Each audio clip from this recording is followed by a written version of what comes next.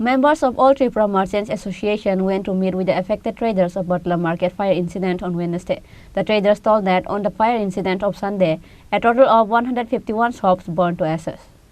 On that day, during the visit, Chairman of all Tripura Merchant Association Ratan Saha, Secretary Sujit Roy, President Tushar Chakraborty, Assistant Secretary Pran Gopal Saha and others were present.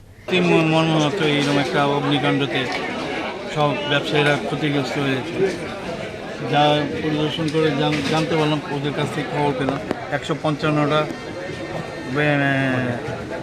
ক্ষতিগ্রস্ত হয়েছে। 155টা আমাদের ওদের near about নাকি 4-5 কোটি টাকার মতো loss হয়েছে।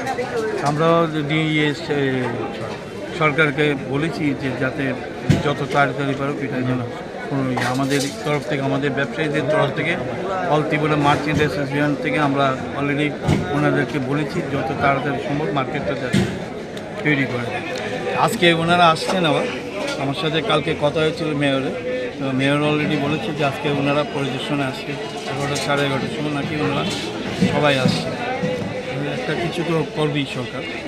আপনার তরফ থেকে মার্চেন্ট অ্যাসোসিয়েশনের তরফ থেকে কিছু আর্থিক সাহায্য দেওয়ার জন্য কোনো আমাদের আর্থিক সাহায্যের মতো দেওয়ার মতো আমাদের অবস্থান না, আপনারা না, সরকারের কাছে আমরা অলরেডি বলেছি যাতে কিছু দেয়। চিফ মিনিস্টারও এসেছিল, চিফ মিনিস্টার এসব ওনাদের আশ্বাস দিয়েছেন।